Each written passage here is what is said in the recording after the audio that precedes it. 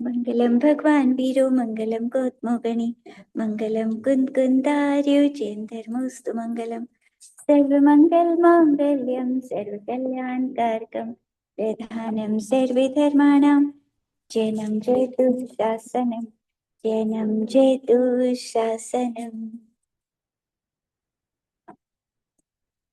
हम समेत शिखर जी में चंद्रप्रभ भगवान के मंदिर में बैठकर ये चंद्रप्रभ भगवान का चरित्र पढ़ रहे हैं।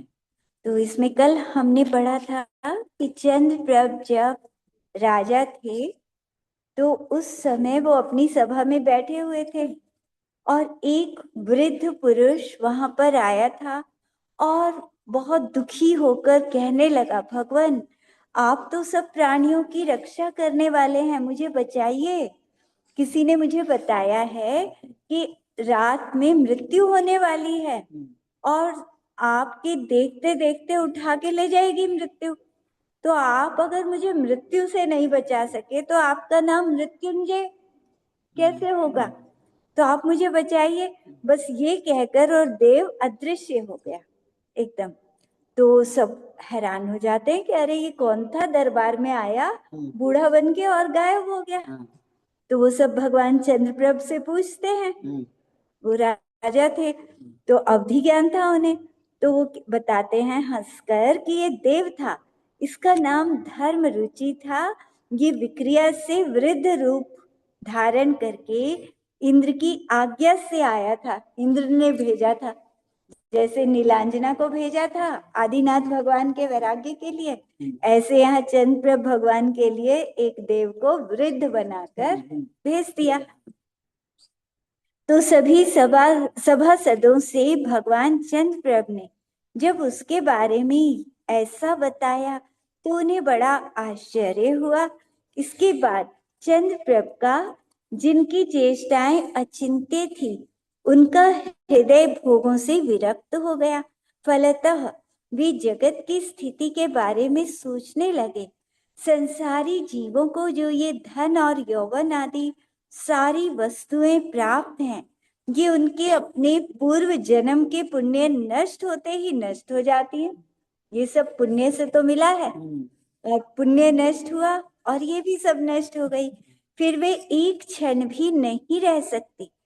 इंद्रियों के विषय शत्रु के समान है और वे शत्रुओं के समान अनेक प्रकार के दुखों के कारण है। इनमें बुद्धिहीन संसारी ही, जिसकी बुद्धि में कभी विषय से विरक्ति का विचार भी उत्पन्न नहीं होता, तो बुद्धिहीन संसारी इन विषयों में आसक्त होता है। समय क्या नहीं आसक्त नहीं होता। नाना योनियों में तरह तरह के शरीर धारण करके और जरा से इंद्रिय सुख के लोभ में फंसकर ये संसारी जीव नट की तरह विडंबना को प्राप्त करता है, तिरस्कार का पात्र बनता है।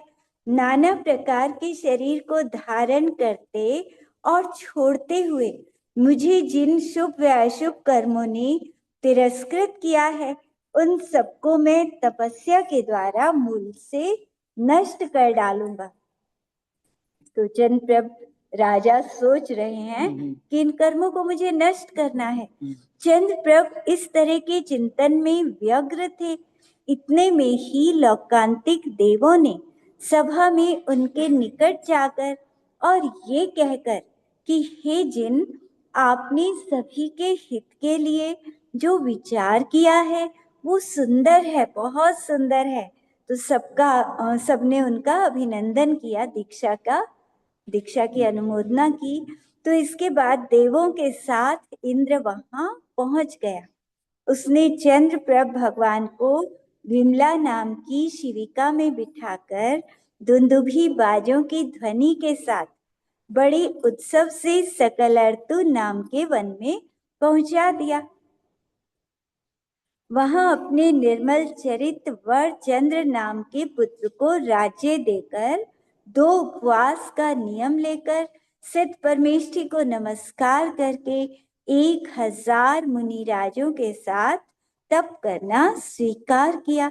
इस अवसर पर भगवान चंद्रप्रभ ने 5 दृढ़ मुष्टियों से जिन केशों का लॉन्च किया, तो देखो तीर्थंकर का नियम है कि 5 ही मुट्ठी में सारे बाल, उनके दाढ़ी मूछ तो होते नहीं तीर्थंकरों के, तो सिर्फ बाल होते हैं और वो भी लंबे होते हैं, तो 5 बार में सब बाल को उखाड़ देते हैं।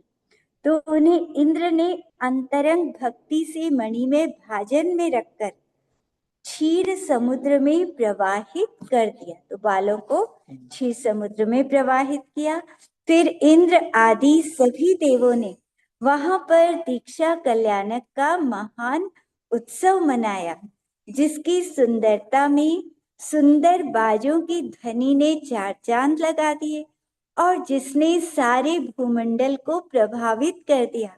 फिर वो देवलोग अपने अपने स्थान में चले गए। उपवास समाप्त होने पर भगवान ने नलिनपुर के पालन करने वाले राजा सोमदत्त के घर पारणा की, जिससे उसके यहाँ रत्न वृष्टि आदि 5 आश्चर्य प्रकट हुए। तो इस तरह भगवान चंद्रप्रभ स्वभाव से चतुर थे, फिर भी उन्हें चतुर्थ ज्ञान मनः पर्यय और प्राप्त हो गया। दीक्षा लेते ही उन्होंने क्षमा, मार्दव, आर्जव, शौच इन समृद्ध गुणों से क्रोध, मान, माया और लोभ इन आभ्यंतर शत्रुओं को नष्ट कर दिया। वे साधुओं के योग्य स्थानों में विहार करते थे। उन्होंने धैर्य रूपी कवच धारण कर लिया था, इसीलिए भूख, प्यास, भूमि शयन आदि परिचय उन्हें बाधा नहीं पहुंचा सकी। जैसे युद्ध में जो कवच पहन कर रहता है, तो शत्रु कितने ही बाण चला ले, बाधा नहीं पहुंचा सकते। आगमोक्त तत्वों में उत्पन्न हुए संशय को सर्वथा दूर करने के लिए और मुनि लोग उनके पास प्रतिदिन आने लगे। अन्य मुनि राज आने लगे अपनी शंकाएं दूर करने और उनकी आराधना करने लगे। घोर तपश्चरण के द्वारा कर्मों की प्रकृतियों को छीन करते हुए वे पुनः उसी वन में पहुंच गए, जगह जगह भ्रमण कर आ गए। उस सकलर्तु नामक वन में मुनिराजों के साथ पहुंचकर वे नाग वृक्ष के नीचे आसन लगाकर बैठ गए।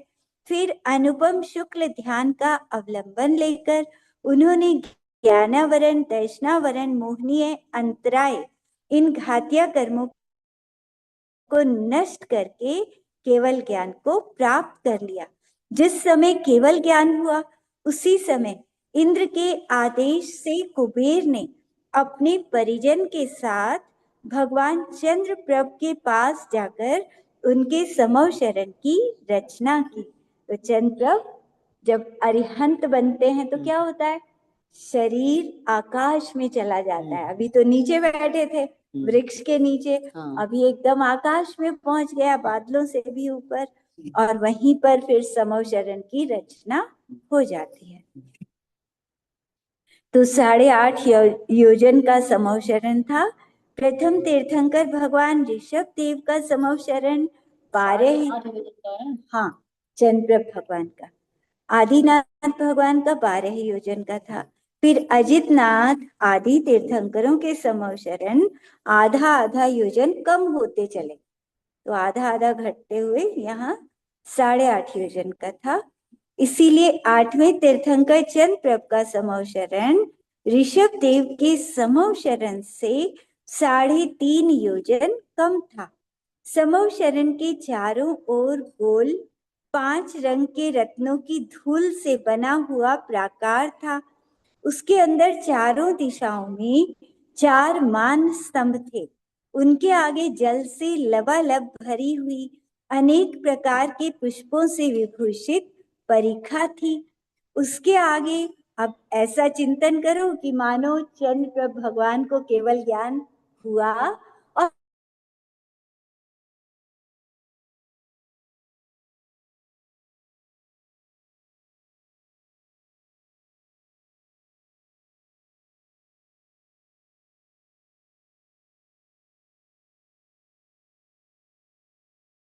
दो दो सुंदर नृत्यशालाएं थी। उसके आगे 4 वन थे, जहाँ जगह जगह देव थे, देवों से भरे हुए थे। उन वनों में जिन बिंबों से विराजित 4 चैत्य वृक्ष थे, मणि निर्मित तटों से युक्त 3 वापिकाएं थी, अनेक प्रकार के सभा मंडप, क्रीड़ा पर्वत, जो जल की धारा बहाने वाले यंत्रों से और भोरों से व्याप्त लता मंडपों से विभूषित थे। तो लताएं मतलब बहुत सुंदर, समो शरण के बाहर बहुत अच्छी भूमियां होती हैं। उन वनों के आगे मणि रचित 4 तोरणों से विभूषित वेदी थी। उसके श्रेष्ठ मैदान में विचित्र ध्वजाएं एक पंक्ति में लगी हुई थी। उस वेदी के आगे मणि में 4 दरवाजों से मंडित स्वर्ण रचित प्राकार 4 दीवारी सोने की। इससे आगे एक और कल्प वृक्षों का सुंदर वन था। उस वन के आगे फिर एक 4 गोपुरों से युक्त वज्र निर्मित वेदी थी। उसके ऊपर 10-10 जगमगाते हुए तोरण थे। उनके बीच बीच में 9-9 स्तूप थे और वहीं पर उन्नत शिखरों से युक्त मुनिराजों के सभा मंडप थे। उन स्तूपों के आगे स्वच्छ स्फटिक मणि निर्मित प्राकार था। उसके अंदर चमकती हुई कांति से युक्त 12 कोठे थे। उनके आगे अनुपम गंधकुटी नाम का एक उत्कृष्ट स्थान था। उसमें जगमगाते हुए बड़े बड़े मणियों से विभूषित सिंहासन था। चारों ओर फैलने वाली दैदीप्यमान रत्नों की किरणों से विभूषित उस सिंहासन के ऊपर वे जिनेंद्र भगवान चंद्रप्रभ विराजमान हुए, जिनकी दिव्य मूर्ति 8 प्रातिहार्यों से विभूषित थी, जो अनंत ज्ञान, अनंत दर्शन, अनंत सुख और अनंत वीर्य की निधि थे और तत्व का उपदेश देने के लिए सभी के लिए अभिमुख थे। 12 कोठों में क्रमशः मुनिराजों के साथ गणधर, कल्पवासिनी देवियां, आरिकाएं, ज्योतिष देवियां, व्यंतर देवियां, भवनवासी देव, फिर व्यंतर देव, फिर ज्योतिषी देव, कल्पवासी देव, फिर मनुष्य और फिर पशु। इस तरह 12 सभाएं भगवान चंद्रप्रभ के चारों ओर ऐसे बैठे थे जैसे परिक्रमा दे रहे हो। तो सब 12 सभाएं लगी हुई। इसके बाद जगत गुरु जिनेश्वर भगवान चंद्रप्रभ की स्वभावतः सभी भाषाओं में परिणत होने वाली दिव्य ध्वनि गणधर के प्रश्न के अनुसार खिलने लगी, जिसमें जीवादि तत्वों का इस तरह से निरूपण किया गया था। जिन शासन में जीव, अजीव, आशव, बंध, संवर, निर्जरा और मोक्ष ये 7 तत्व बताए गए हैं। बंध में गर्भित होने के कारण पुण्य और पाप को अलग से नहीं कहा गया, क्योंकि पुण्य पाप से तो बंध होता है। तो यदि पुण्य और पाप को अलग कहा जाए तो 9 पदार्थ हो जाते हैं, 7 तत्व और पुण्य पाप। आगम में 9 पदार्थों की भी चर्चा की गई है। जीव का लक्षण चेतना है, मतलब आत्मा जानता है ना, हमने इधर देखा तो इधर का जाना, इधर देखा तो आत्मा ने इधर का जाना। जहां भी देखते हैं तो आत्मा वहीं का जानता है। वह शुभ और अशुभ कर्मों का करने वाला है, अपने किए हुए कर्मों के फल का भोगता है। अब जैसा करेगा वैसा भोगेगा, कर्म तो छोड़ेंगे नहीं। देह परिणामी है, जिस देह को वो प्राप्त करता है उसी के बराबर होकर उसमें स्थित हो जाता है। अब जो शरीर मिला उसी के जितना शरीर बन जाता है, आत्मा भी उतना ही हो जाता है। और उत्पाद व्यय वैद्रव्यात्मक है, उसमें उत्पाद होता है, व्यय चलता है और ध्रुव आत्मा वही रहता है। शरीर, एक शरीर मरा, दूसरा शरीर जन्म हुआ, जैसे मनुष्य शरीर की मृत्यु और एकदम देव शरीर का उत्पाद आत्मा, तो वही है दोनों में। तो आत्मा ध्रुव रहता है। ये भव्य और अभव्य के भेद से दो प्रकार का है। फिर भी नरक आदि चार गतियों के भेद करें तो चार प्रकार का है। नरक गति के जीव सात भूमियों के भेद की दृष्टि से सात प्रकार के होते हैं। सात नरक हैं तो सात तरह के हो गए नारकी। अधोलोक में सात पृथ्वी हैं। उन पृथ्वियों के क्रमशः सात नाम हैं: रत्न प्रभा, शर्करा प्रभा, बालुका प्रभा, पंख प्रभा, धूम प्रभा, तमेह प्रभा और महातमेह प्रभा। पहली पृथ्वी में जो नारकी बताए हैं उनके शरीर की ऊंचाई 7 धनुष 3 हाथ 6 अंगुल की है। दूसरे आदि नरकों में नारकियों की ऊंचाई दुगनी दुगनी जाननी चाहिए, इससे दुगनी दुगनी होती चली गई। तो सातवीं पृथ्वी के नारकियों के शरीर की ऊंचाई 500 धनुष। 500 धनुष का चौथे काल में शरीर होता है ना शुरू में, और 500 धनुष का ही सातवें नरक के नारकियों की शरीर की ऊंचाई होती है। उन सातों पृथ्वियों में नारकियों की आयु कितनी होती है? पहले नरक में 1 सागर, दूसरे में 3 सागर, फिर 7 सागर, 10 सागर, 17 सागर, 22 सागर और 33 सागर तक की होती है। पहली पृथ्वी में नारकियों की जघन्य आयु 10,000 वर्ष, तो दूसरी पृथ्वी में मतलब जो नीचे जघन्य है, तो नहीं, नीचे की जो उत्कृष्ट है वो दूसरे की जघन्य है, दूसरे नरक की कम से कम आयु, और इस तरह से बढ़ते हुए सातवें नरक की 33 सागर की आयु है। पहली पृथ्वी में 30 लाख बिल होते हैं। अब बिल कैसे होते हैं? चूहे के बिल की तरह होते हैं क्या? छोटे छोटे, बहुत बड़े बड़े होते हैं। एक बिल पूरे विश्व जितना, एक एक बिल, इतने बड़े बड़े बिल होते हैं, छोटा सा बिल नहीं है। और चारों तरफ से बंद, मतलब ऐसा नहीं कि उसमें से निकल के भाग जाए नारकी, कि चलो दुख से बचने के लिए एक रास्ता है और उस रास्ते से निकल लो। जैसे ये टेबल है, टेबल के अंदर छेक बना हुआ है, सब तरफ से बंद है और अंदर बहुत बड़ा छेक है, बहुत बड़ी जगह है।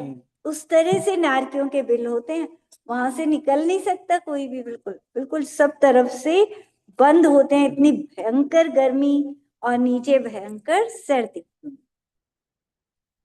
तो ऐसे 30 लाख बिल, दूसरे में 25 लाख, तीसरे में 15 लाख, चौथे में 10 लाख, पांचवे में 3 लाख, छठे में 5 कम 1 लाख और सातवें नरक में 5 बिल हैं।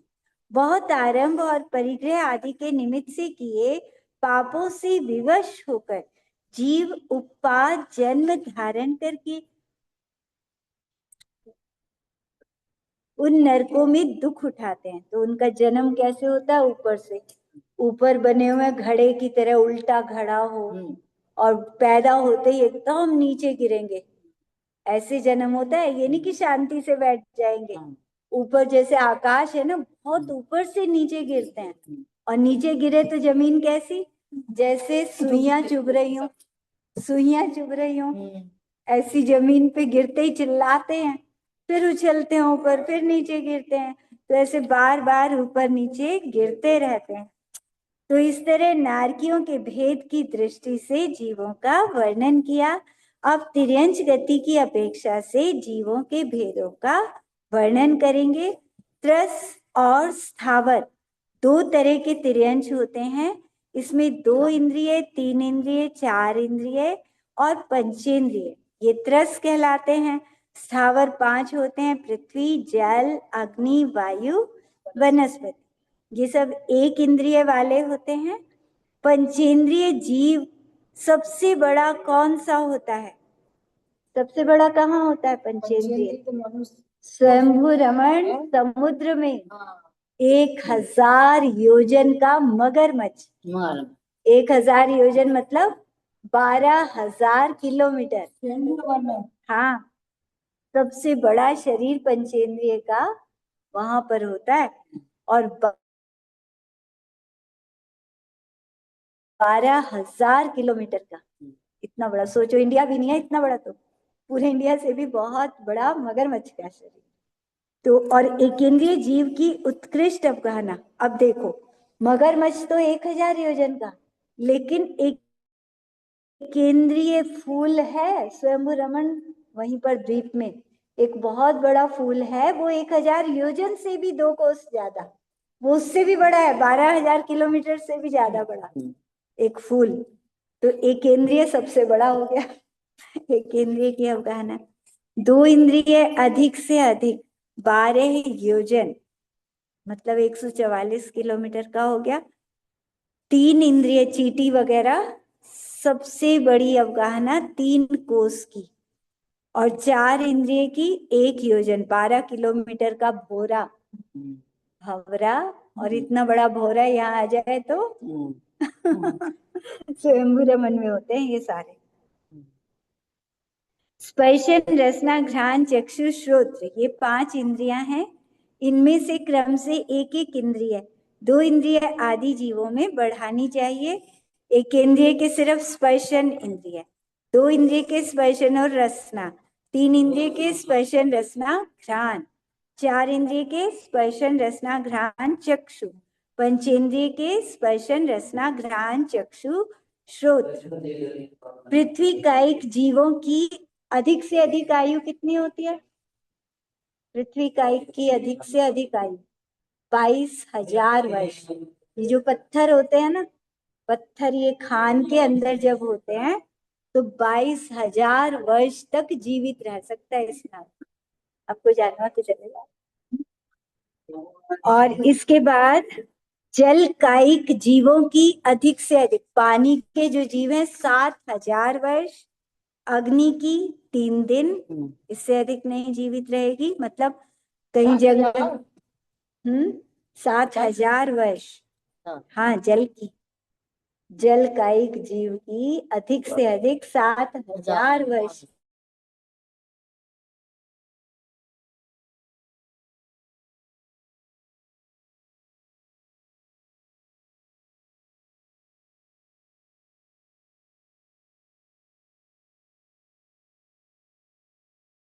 इन बड़े बड़े समुद्र हैं, समुद्रों में जो जल कायिक जीव आदि होते हैं, तो उनकी 7,000 वर्ष तक की आयु, तब तक वो जीवित रह सकते हैं। वायु कायिक 3,000 वर्ष, हवा के जीव 3,000 वर्ष तक जीवित रह सकते हैं। वनस्पति पेड़ पौधे 10,000 वर्ष की आयु होती है इनकी, तो 10,000 वर्ष तक जीवित रह सकते हैं। 2 इंद्रिय जो जीव हैं अधिक से अधिक 12 वर्ष, 3 इंद्रिय 49 दिन, चींटी 49 दिन से ज्यादा जीवित नहीं रहती, 49 दिन तक की इसकी अधिक से अधिक आयु होती। 4 इंद्रिय की 6 महीने, भौरा, तितली, कॉकरोच, मच्छर, उड़ने वाले पंख वाले, ये सब 6 महीने से अधिक किसी की आयु नहीं होती। पंचेंद्रिय जीवों की अधिक से अधिक आयु 1 पूर्व कोटि, यहाँ तिर्यंश, मतलब अगर तिर्यंश को देखें चौथे काल में, तो 1 करोड़ पूर्व, मनुष्य की भी 1 करोड़ पूर्व होती है चौथे काल में। अगर भोग भूमि का भी देखें तो 3 पल्ले की आयु है, अधिक से अधिक मनुष्य और तिर्यंश की 3 पल्ले। और देवों में देखें तो 33 सागर, देव नारकियों की अधिक से अधिक 33 सागर। भोग भूमि और कर्म भूमि के भेद से मनुष्य 2 प्रकार के होते हैं। देव कुरु और उत्तर कुरु आदि भेदों की दृष्टि से भोग भूमि 30 होती हैं। यहाँ जम्बू द्वीप में कितनी है? 6। धातकी खंड में 12 भोग भूमि, पुष्कर द्वीप में भी 12, 30 भोग। हाँ 30 भोग, और 15 कर्म भूमि है। हाँ, 5 भरत, 5 ऐरावत, 5 विदे, तो 15 कर्म भूमि और 30 भोग भूमि। और भी बताएं, भोग भूमि बताएं, और कितनी बताएं? जम्मू द्वीप में धातु करनी में 12 है, 12 यानी 24 और 36 है। धातकी खंड में दुगना है ना, जम्बू द्वीप से दुगना है, और जितना धातकी खंड में है उतना ही पुष्कर में, तो इसीलिए 30। तो उत्तम मध्यम जघन्य भोग भूमि 3 तरह की होती हैं। उत्तम भी होती है, मध्यम भी होती हैं और जघन्य भी होती है। मतलब 30 भोग भूमि में 10 उत्तम, 10 मध्यम, 10 जघन्य। उत्तम भोग भूमि में मनुष्यों की ऊंचाई 6000 धनुष। उत्तम भोग भूमि में कितनी है? 6000 धनुष की ऊंचाई। भगवान कितनी ऊपर जाते हैं केवल ज्ञान होने पर? 5000। 5000 धनुष, योजन नहीं, 5000 धनुष ऊपर जाते हैं। और उत्तम भोग भूमि के मनुष्य उनसे भी ऊंचे, जितनी ऊपर भगवान जाते हैं वो 6000 धनुष का शरीर उनका। मध्यम, हाँ, मध्यम भोग भूमि में मनुष्यों के शरीर की ऊंचाई 4000 धनुष, जघन्य भोग भूमि में 2000 धनुष। इस तरह से ये ऊंचाई है। बहुत बड़े बड़े शरीर वाले होते हैं और 9000 हाथी जितना बल एक एक मनुष्य में होता है। पात्र दान के प्रभाव से भोग भूमियों में उत्पन्न हुए जीव वहां पर मध्यांग आदि 10 प्रकार के कल्प वृक्षों से उत्पन्न हुए भोगों को भोगते हैं। तो 10 तरह के कल्प वृक्ष होते हैं, उनसे जो भोग मिलते हैं उन्हीं भोगों को भोगते हैं। मनुष्य 2 प्रकार के होते हैं, आर्य और म्लेच्छ। भरत आदि के भेद से कर्म भूमि 15 है। कर्म भूमियों में निवास करने वाले मनुष्यों के शरीर की ऊंचाई, अब कर्म भूमि में ऊंचाई कितनी होती है? अधिक से अधिक चौथे काल में कितना होता है शरीर? 525 धनुष। अधिक से अधिक किसी की ऊंचाई होगी तो 525 धनुष तक की होती है। जैसे बाहुबली भगवान 525 धनुष के थे। और सिद्धशिला पर अधिक से अधिक आत्मा जो होता है 525 धनुषाकार होता है। तो वहां सिद्ध भगवान, इससे बड़ा यदि किसी का आकार है तो वो मोक्ष नहीं जाएगा। अगर 525 धनुष से ज्यादा बड़ा शरीर है, ज्यादा ऊंचा शरीर है, तो उस जन्म में तो वो मोक्ष नहीं जाएगा, दोबारा से फिर जन्म लेकर जा सकता है। कर्म भूमि के मनुष्यों की उत्कृष्ट आयु का प्रमाण एक पूर्व कोटि कहा गया है। भरत और ऐरावत क्षेत्रों की तरह विदेह क्षेत्र में वृद्धि और ह्रास नहीं होते। तो जैसे यहाँ पर कभी कम होता रहता है, आयु कम हो गई, शरीर कम हो गया, तो ऐसे वहां नहीं होता। मतलब विदेह क्षेत्र में, विदेह क्षेत्र में तो वो ही रहेगा, 500 धनुष का शरीर, आयु उतनी ही रहेगी, एक पूर्व कोटि की, हमेशा चौथा काल रहता है और हमेशा उसी तरह से रहता है। उत्सर्पणी अवसर्पणी ये 2 काल के भेद हैं। अवसर्पणी ये भरत ऐरावत में ही होते हैं काल, 6 काल जो होते हैं परिवर्तन, ये सिर्फ भरत और ऐरावत में। अवसर्पिणी 10 कोड़ा कोड़ी सागर की होती है और उत्सर्पणी का प्रमाण भी उतना ही है जितना अवसर्पणी का है। दोनों 10 कोड़ा कोड़ी सागर, मतलब टोटल 20 कोड़ा कोड़ी सागर का एक कल्प काल कहलाता है। तो पहला काल है सुषमा सुषमा, जहां बहुत ज्यादा सुख है, उत्तम भोग भूमि। दूसरा काल सुषमा, मध्यम भोग भूमि, सुख थोड़ा कम हो गया। तीसरा है सुषमा दुष्मा, सुख अधिक दुख कम। तो तीसरा काल जघन्य भोग भूमि का। तो यहाँ क्या होता है, चौथा काल आने वाला है तो थोड़ा थोड़ा दुख शुरू हो जाता है। पंचम काल नहीं, चौथा काल है दुष्मा सुषमा, दुख ज्यादा हो गया चौथे काल में, सुख कम हो गया।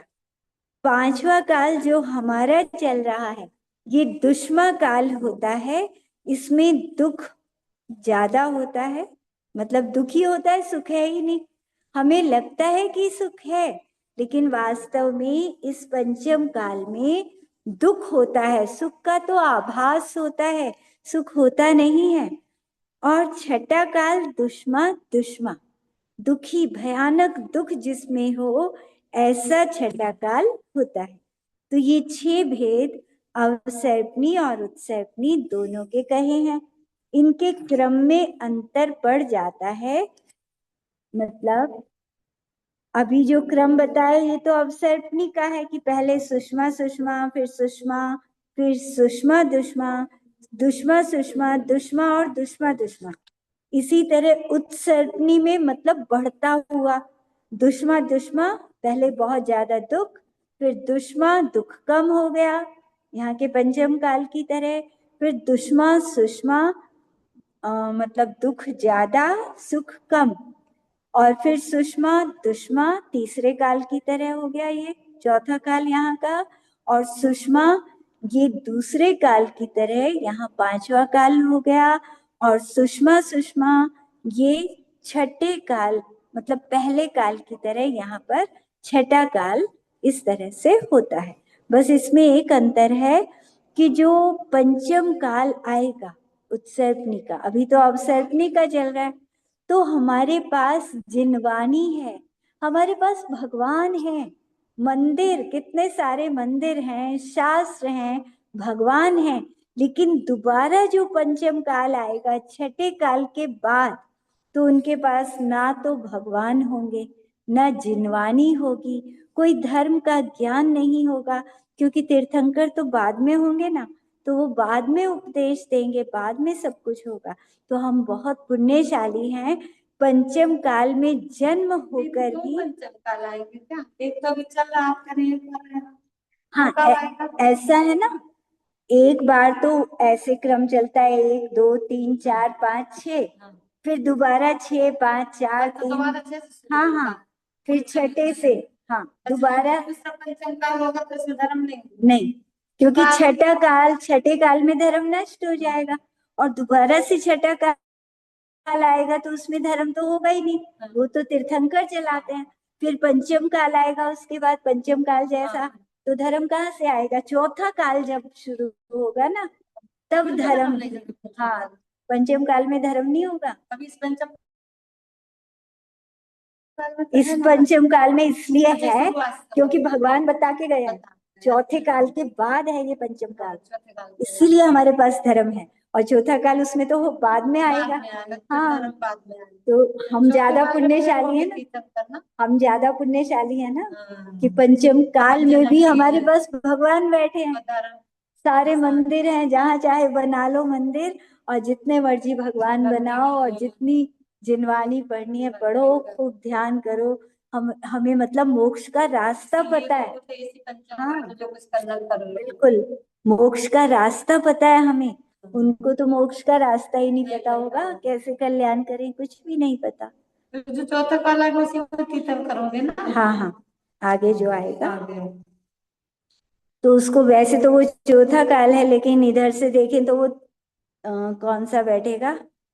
तीसरा तीसरा बैठेगा, तीसरा काल बैठेगा इधर से। तो सुषमा सुषमा सबसे पहला काल होता है 4 कोड़ा कोड़ी सागर का, दूसरा सुषमा काल 3 कोड़ा कोड़ी सागर का होता है, तीसरा सुषमा दुष्मा ये 2 कोड़ा कोड़ी सागर का, चौथा दुष्मा सुषमा 42,000 वर्ष कम करके 1 कोड़ा कोड़ी सागर, पांचवा 21,000 वर्ष का, और छठा दुष्मा दुष्मा ये भी 21,000 वर्ष का होगा। तो इस तरह जिन भगवान ने काल की कलाओं का वर्णन किया है, तो भगवान की चंद्रप्रभ, भगवान की दिव्य ध्वनि में ये सब के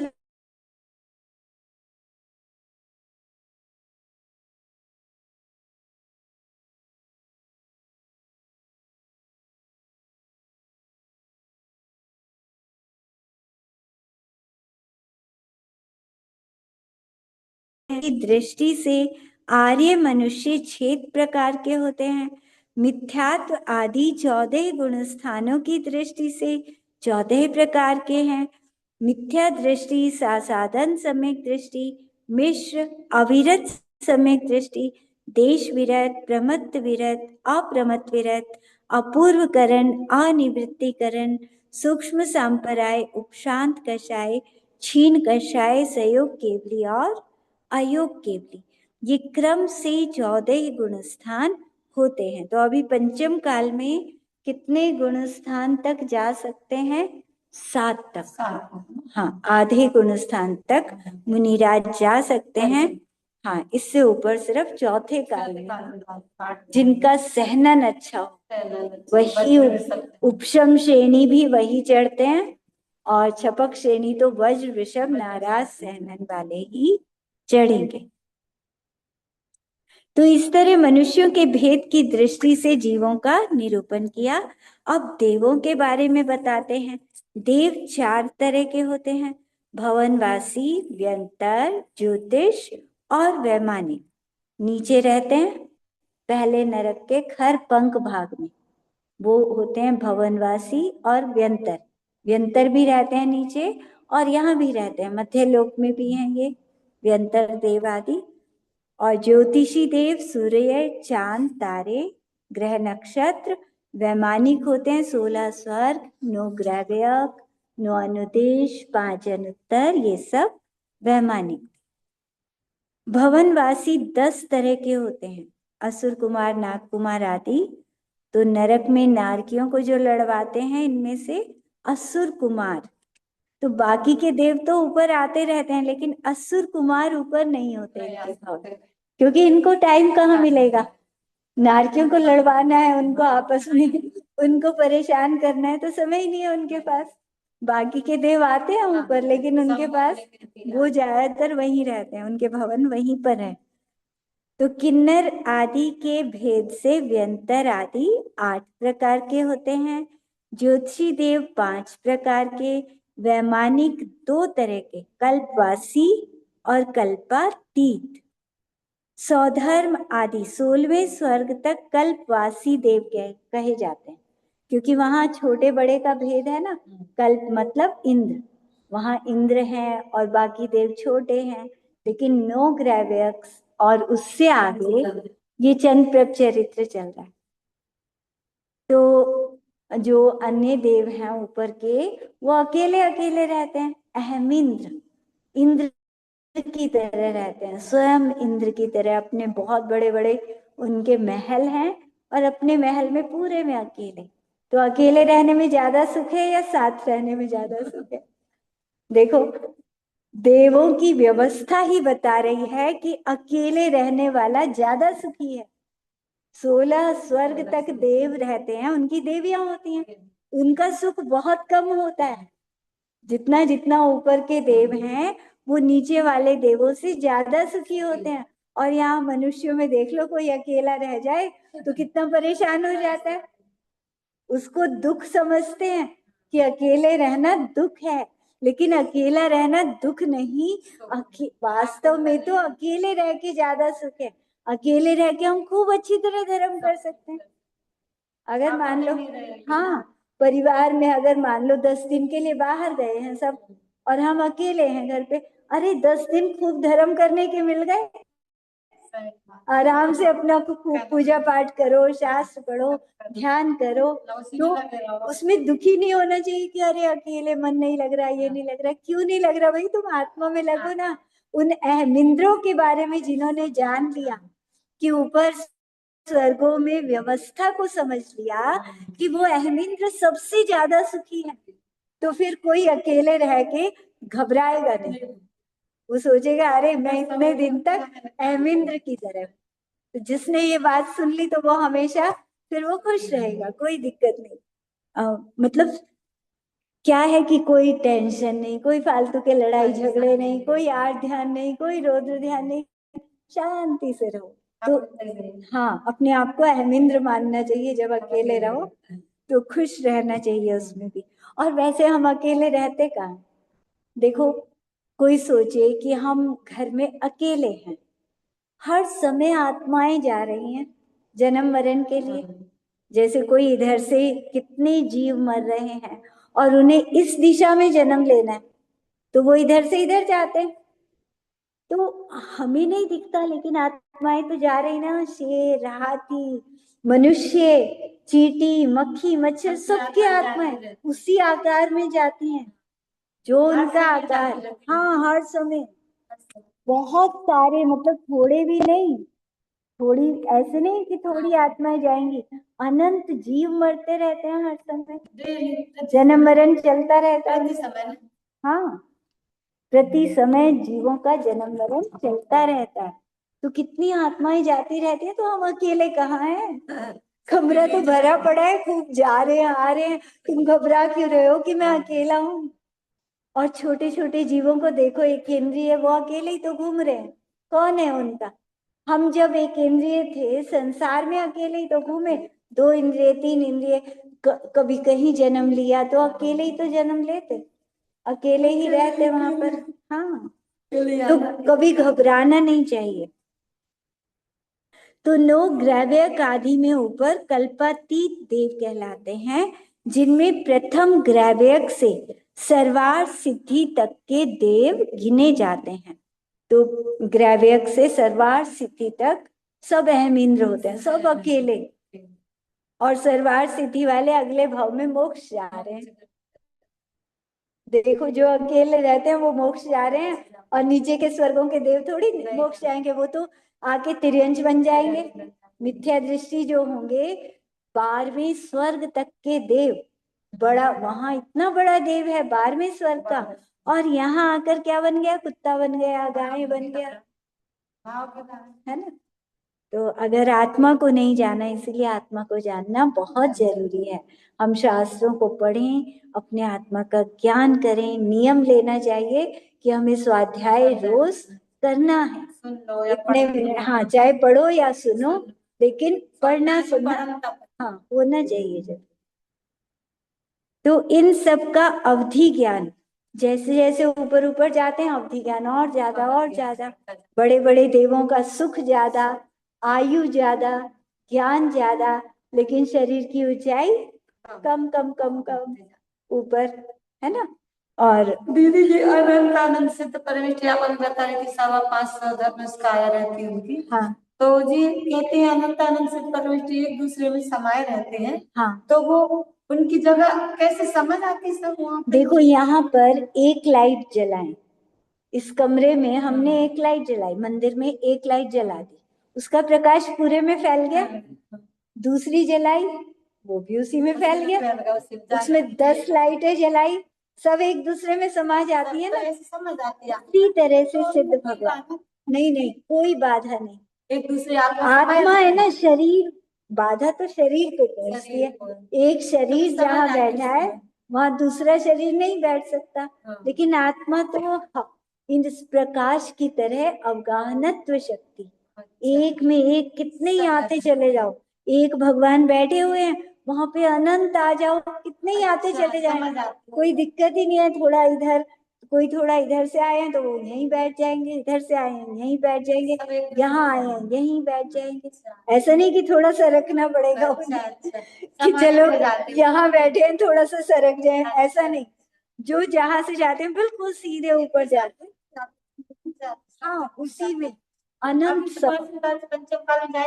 हाँ, लेकिन विदेश क्षेत्रों से जा रहे हैं, विजयार्थ पर्वतों से जा रहे हैं, वहां से जाते हैं, क्योंकि हर 6 महीने में 608 को तो जाना ही है, कहीं ना कहीं। बैठती हूँ ना अपनी दीदी के पास, हाँ पढ़ रही हूँ तो मुझे समझ में आता है। हाँ ठीक है। हाँ, पढ़ने वालों को ही अच्छी तरह समझ में आता है, जो स्वाध्याय करते हैं तो करना चाहिए, बिल्कुल स्वाध्याय करेंगे तो समझ आएगा जरूर। तो क्या कहते हैं कि इन सब का अवधि ज्ञान बढ़ता बढ़ता, भवनवासी देव 10 तरह के होते हैं, इनमें असुर कुमार, इनके शरीर की ऊंचाई 25 धनुष, सबसे ज्यादा ऊंचाई असुर देवों की, जो नरक में लड़वाते हैं।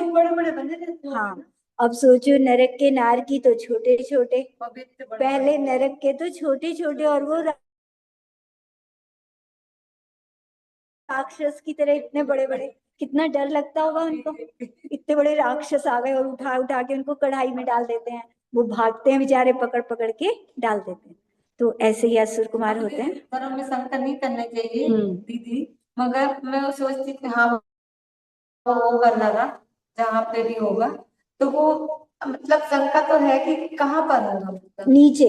नीचे तो है मगर। हाँ, इसमें बहुत नीचे जाके 1000 योजन नीचे जाते हैं, तब वहां पर पहले तो देव रहते हैं, देव रहते हैं। घर और पंख भाग में देव रहते हैं, उसके नीचे अब बहुल भाग है, उसमें नारकी रहता है, उसमें उनके बिल बने हुए हैं। जो पाप जैसे करते हैं वो नीचे चले जाते हैं। आत्मा जाता है ना, आत्मा मतलब शरीर तो यही छूट जाता है। शरीर कैसे बनता होता है? हाँ, वहाँ शरीर अपने आप बन जाता अपने है, आप बनता है। 1 सेकंड भी नहीं लगेगा, हाँ एकदम शरीर तैयार। अच्छा, पहले कर्म आत्मा जाते हैं ना, जब कर्म जाते हैं ना आत्मा के साथ, तो नाम कर्म सबकी शरीर बनाता है, चाहे देव गति में जाए या नरक गति में जाए, 1 सेकंड भी नहीं लगेगा, पूरा शरीर बन गया।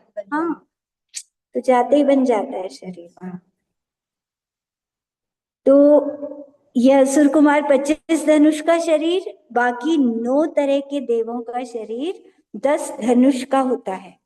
व्यंतर और ज्योतिषी देव 17 धनुष की ऊंचाई इनकी, मतलब ये समझ लो कई मंजिल का शरीर। इतने बड़े बड़े देव होते हैं ये, भवनवासी, व्यंतर, ज्योतिषी, बड़े बड़े देव होते हैं। साधर्म और ईशान स्वर्गों में अपने शरीर को बना सकते हैं, वो विक्रिया से कितना ही छोटा बना लो, लेकिन असली शरीर उनका कई मंजिल का होता है। तो स्वधर्म और ईशान स्वर्गों में देवों के शरीर की ऊंचाई 7 हाथ। अब ऊपर ऊपर के देवों की ऊंचाई कम कम कम कम होती चली जाती है। सनत कुमार और महेंद्र स्वर्ग में देवों के शरीर की ऊंचाई 6 हाथ। ब्रह्म, ब्रह्मोत्तर, लांतव, कापिष्ट, इनमें 5 हाथ की ऊंचाई। शुक्र, महाशुक्र, शतार, सहस्रार, इन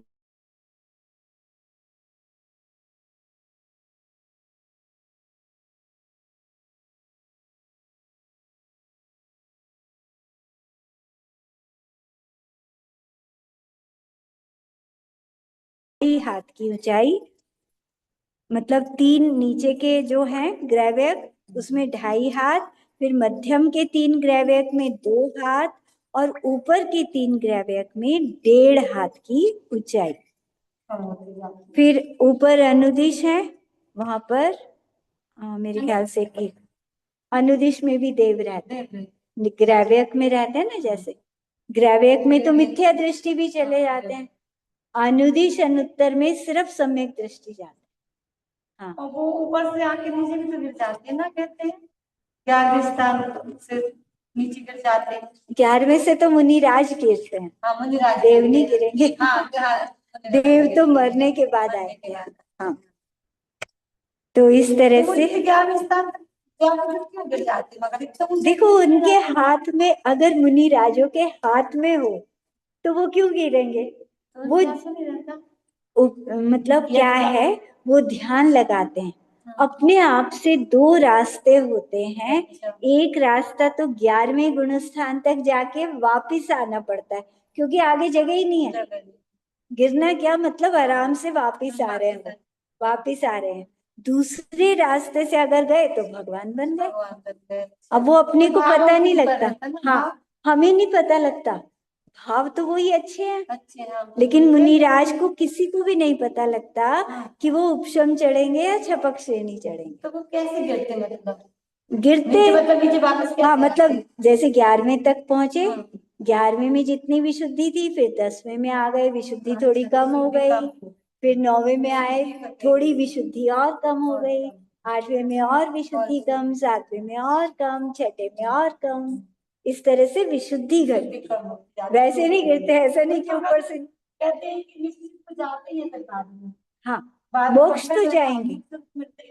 उपशम श्रेणी सिर्फ 2 बार चढ़ सकते हैं एक जन्म में, तीसरी बार अगर चढ़ेंगे तो छपक श्रेणी चढ़ के भगवान। हाँ, अगर कोई एक जीव अलग अलग जन्म में चढ़ेगा तो 4 बार चढ़ सकते हैं, मतलब कई जन्म में अगर तो 4। बस पहाड़ चढ़ना भी परिक्रमा लगा के आए हैं भगवान। अच्छा, अभी पहाड़ चढ़ेंगे, ठीक है, बहुत अच्छा। तो सौधर्म ईशान स्वर्ग में देवों के शरीर की ऊंचाई 7 हाथ, ये हमने पढ़ ली। हाँ, भवन वासियों की उत्कृष्ट आयु कितनी होती है? 1 सागर। असुर देव, असुर देव जो होते हैं वो सबसे बड़ी उनकी आयु होती है 1 सागर की। रहते होगे दीदी? नहीं, मैं जा रही हूँ, परसों परसों चली जाऊंगी। आप मुझे बल्कि अपना नंबर दे देते हैं। अच्छा, अभी, लेकिन अभी थोड़ी देर बाद कल दे देना। कल तो आप कैसे होगा? हाँ, फिर आप सुन सकते हो, ये रोज ऑनलाइन सुन लिया। ठीक है। तो व्यंतर देवों की उत्कृष्ट आयु, भवन वासियों की तो 1 सागर हो गई, असुर देव की, व्यंतर देवों की कुछ अधिक 1 पल्ले की आयु, भवनवासी और व्यंतर दोनों की कम से कम आयु 10,000 वर्ष की। ज्योतिष देवों की उत्कृष्ट आयु 1 पल्ले से कुछ अधिक कही गई है और उनकी जघन्य आयु पल्ले का 8वां भाग। तीनों लोगों की सारी वस्तुओं का साक्षात्कार करने वाले भगवान जिनेन्द्र ने सौधर्म और ईशान स्वर्ग में देवों की आयु 2 सागर, अधिक से अधिक 2 सागर से कुछ अधिक इतनी हो सकती है। सनत महेंद्र स्वर्ग में 7 सागर, ब्रह्मोत्तर में 10 सागर, लांतव कापिष्ट में 14 सागर, शुक्र महाशुक्र में 16 सागर, शतार सहस्रार में 18 सागर, आनत प्राणत में 20 सागर, आरण अच्युत में 22 सागर। तो 16 स्वर्ग के देवों की इस तरह से आयु बताई। 9 ग्रैव्यक, इनमें एक एक सागर बढ़ते हुए 9वें ग्रैव्यक में 31 सागर की आयु, 9 अनुदिश में 32 सागर की आयु, 5 अनुत्तर में 33 सागर तक की आयु होती है। तो इस तरह से ये जीव का निरूपण किया। अब अजीव को बताते हैं। चंद्र प्रभ भगवान की दिव्य ध्वनि खिल रही है और उसमें अजीव तत्व को भगवान बता रहे हैं। अजीव 5 प्रकार के होते हैं: धर्म, अधर्म, आकाश, काल और पुद्गल। इन 5 द्रव्यों में जीव द्रव्य को मिला दें तो 6 द्रव्य बन जाते हैं और इनमें से काल को निकाल दें तो 5 अस्थिकाय बन जाते हैं। जैसे मछलियों के चलने में जल सहायता करता है, उसी प्रकार जो जीवों और पुद्गलों को चलने में सहायक हो उसे धर्म द्रव्य कहते हैं। धर्म द्रव्य सारे लोकाकाश में फैला है। पूरा 3 लोक मतलब स्वर्ग, नरक, मध्य लोक, और ये मध्य लोक भी बहुत बड़ा है। अगर हम गोमट सार जी पढ़ते हैं तो उसमें हम जानते हैं कि असंख्यात द्वीप समुद्र, और असंख्यात भी कितने जो खत्म ही ना होके दे। मतलब उसमें क्या बताया है, जैसे जम्बू द्वीप है, जम्बू द्वीप के जितना बड़ा एक गड्ढा खोदे, इतना बड़ा गड्ढा खोदा और 1,000 योजन गहरा, और उसमें सरसों के दानों से उसे भर दो, पूरा भर दें ऊपर तक, मतलब जहां तक ऊपर तक ऐसे जा सके उस गड्ढे को भर दिया। और फिर अब क्या करना है? अब इतना बड़ा गड्ढा हम तो नहीं कर पाएंगे, अब देव को बुला लो किसी को और देव से कहो कि जरा इसमें से एक एक सरसों निकालनी है और एक एक द्वीप में, एक एक समुद्र में एक एक सरसों का दाना डालना है। तो एक द्वीप में एक दाना, फिर एक समुद्र में एक दाना, फिर अगले एक द्वीप में एक दाना, फिर समुद्र में एक दाना, ऐसे करके वो डालता चला गया, डालता चला गया और पूरा गड्ढा खाली हो गया। लेकिन द्वीप समुद्र अभी खत्म नहीं हुए। अब जहां पर अंतिम दाना डला सरसों का, इतना बड़ा गड्ढा खोदना, दोबारा से इतना बड़ा गड्ढा खोदना, मतलब जब हम गोमट सार पढ़ेंगे ना तब अच्छी तरह से समझ लेना। अभी मैं थोड़ा संक्षेप में समझा रही हूँ कि उतना बड़ा गड्ढा खोदा और उसे फिर से सरसों के दाने से भर दिया और फिर से देव दोबारा डालने लगे और वो गड्ढा पूरा खाली हो गया, लेकिन द्वीप समुद्र खत्म नहीं हुए। ऐसे मतलब असंख्यात कितनी बार डालते गए डालते गए डालते गए और गड्ढा खोदते गए, तो बहुत ज्यादा मतलब ये संख्या है असंख्यात की। तो इतना इतना बड़ा मध्य लोक है। और पूरा तीन लोक कितना बड़ा होगा, क्योंकि तीन लोक का नक्शा जब हम देखते हैं तो उसमें मध्य लोक छोटा सा दिखता है, तीन लोक तो बहुत बड़ा दिखता है। तो तीन लोक बहुत बड़ा है, धर्म द्रव्य उसके जितना है। और हमारा आत्मा भी इतना बड़ा है। तो सोचो कि हमारे अंदर जो आत्मा बैठा है, भगवान के जैसा आत्मा, इतना बड़ा तीन लोक के जितना आत्मा हम सब के अंदर बैठा है। हम वो हैं, हम शरीर नहीं है। शरीर अपने को नहीं समझना, अपने को आत्मा समझना है, भगवान के जैसा आत्मा। तो अपने को कोई स्त्री नहीं समझना, अपने को बच्चा नहीं समझना, सबका आत्मा भगवान के जैसा और तीन लोक के जितना बड़ा, अनंत गुणों वाला। बस प्रकट करने हैं, अभी कर्मों ने ढका हुआ है हमारी शक्ति को, तो अपनी शक्ति को हमें प्रकट करना है।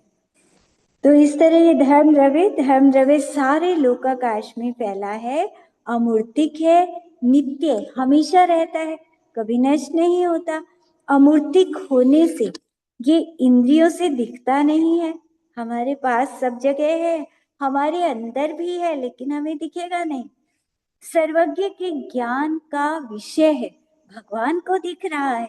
जब हम भगवान बनेंगे तब हम देखेंगे धर्म द्रव्य अधर्म द्रव्य को।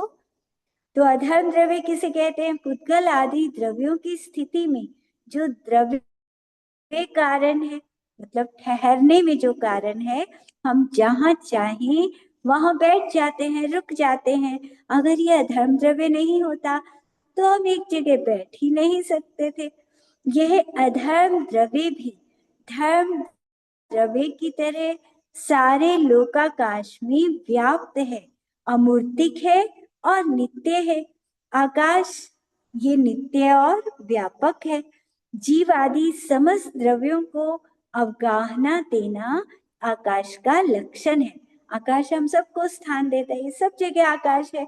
बचपन में हमने क्या पढ़ा था? आकाश तो ऊपर है, स्कूल में यही पढ़ा था ना कि आकाश तो ऊपर दिखता है, लेकिन वास्तव में सब जगह आकाश है, नीचे ऊपर सब जगह तीन लोक में आकाश भरा हुआ है और सबको स्थान देता है। तो इसमें त्रस और स्थावर सभी जीव बिना किसी बाधा के रहते हैं। सर्वज्ञ भगवान ने धर्म अधर्म एक जीव के असंख्यात प्रदेश बताए हैं। तो देखो, जितना बड़ा धर्म द्रव्य तीन लोक के जितना, उतना बड़ा ही अधर्म द्रव्य और उतना बड़ा ही हम सबका आत्मा। एक आत्मा के अंदर भी उतने ही प्रदेश होते हैं जितने धर्म द्रव्य के, अधर्म द्रव्य के और लोकाकाश के। तो लोकाकाश के जितना बड़ा हम सबका आत्मा है। आकाश बाहर भी होता है तीन लोक के, तो आकाश के प्रदेश अनंत होते हैं। वर्तना जिसका लक्षण है वो निश्चय काल है। ये स्वयं परिणमनशील पदार्थों के परिणमन में कारण है। सॉरी, खत्म हो गया, चार्जिंग खत्म हो गई। चलो यहीं बंद कर, नौवा नमोकार मंत्र पढ़ लेना सब।